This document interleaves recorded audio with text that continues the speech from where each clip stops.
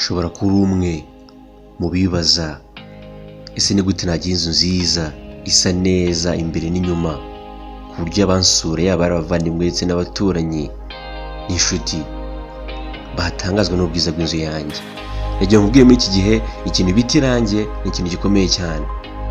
Irangi ryiza rituma inzu nayo isa neza, nta handi nakurangira ni mu ruganda bita Better Paint.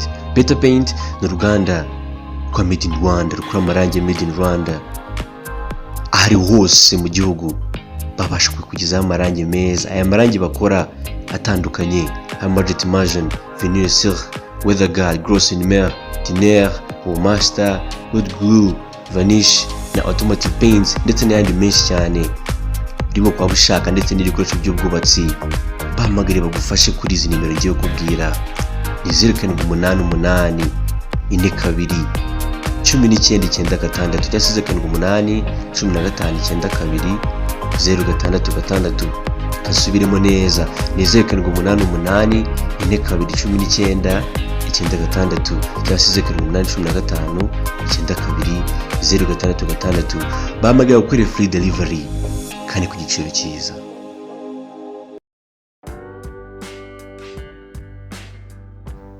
Reka mfata akanya gushimire cyane wowe dukurikiye. Iyi ngiyi ni BPC TV.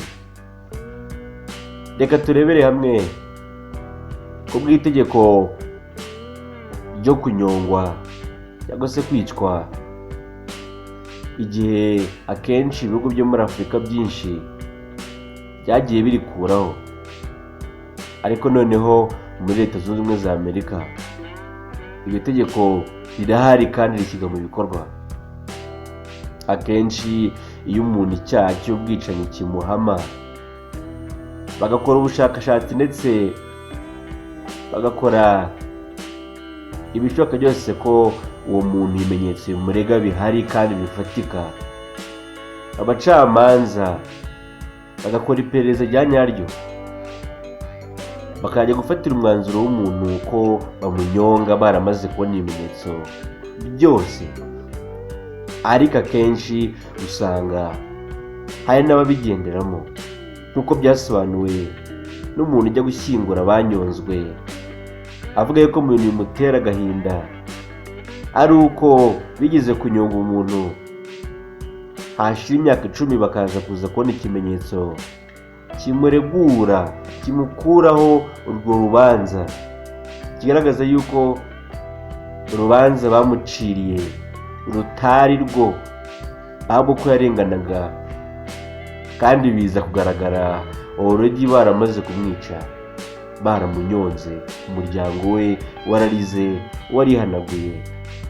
Ibi rero bikaba byarabaje uyu mugabo ku buryo yaza ku kibazo cya trauma na depression ihoraho yo guhora babazwa nuko ahora atwika imirambo y'abantu bamaze kunyongwa, kandi akenshi akaza gusanga banarengana, kandi nyamara wenda uwo muntu yararenganaga mu bigaragara no mu bifatika, mu bimenyetso bigaragazwa nyuma y'uko umuntu amaze gupfa, bikaza bisanga uwo muntu yararenganaga,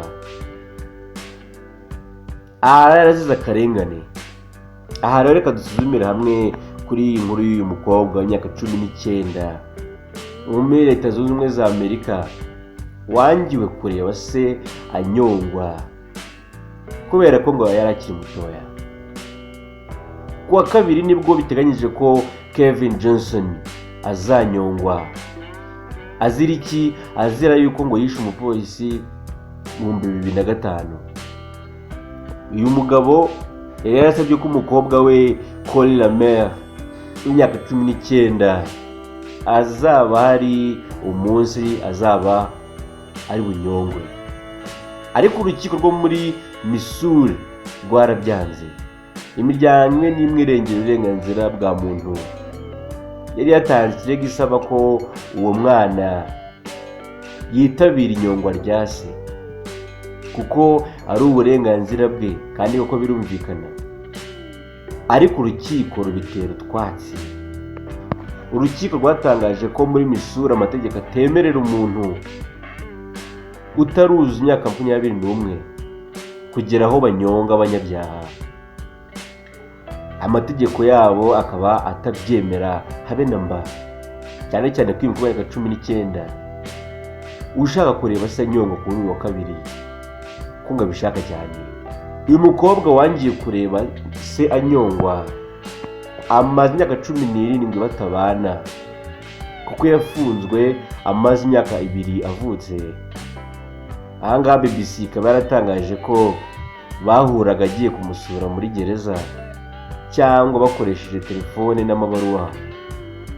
Uwo mukobwa nawe wabyaye mu kwezi gushize yashyiriye se umwuzukuru ngo amusuhuze.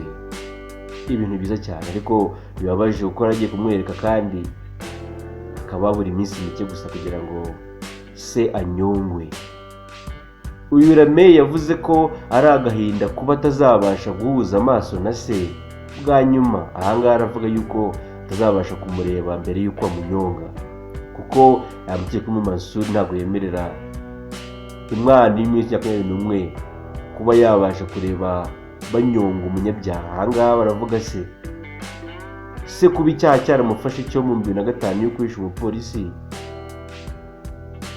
akatigurwa gupfa, ubwo rero akaba azanyonga uyu mukobwa we adahari. Ibintu byababaje amahanga cyane, avuga ati ibi bintu ntabwo ari byo. Uyu mukobwa wabyaye wifuza kureba se anyongwa, ibintu bibabaje cyane. Ahangaha ni ibintu bigaragaza yuko iri tegeko ryo kunyongwa akenshi ari igihe hari aho bibangamira, ndetse noneho bikaba binagaragaza ko ari igihe nyuma bazabona ikimenyetso kimurenganura byararangiye. Reka mbashimire inshuti za BBC TV, tubone mu kiganiro cy'ubutaha.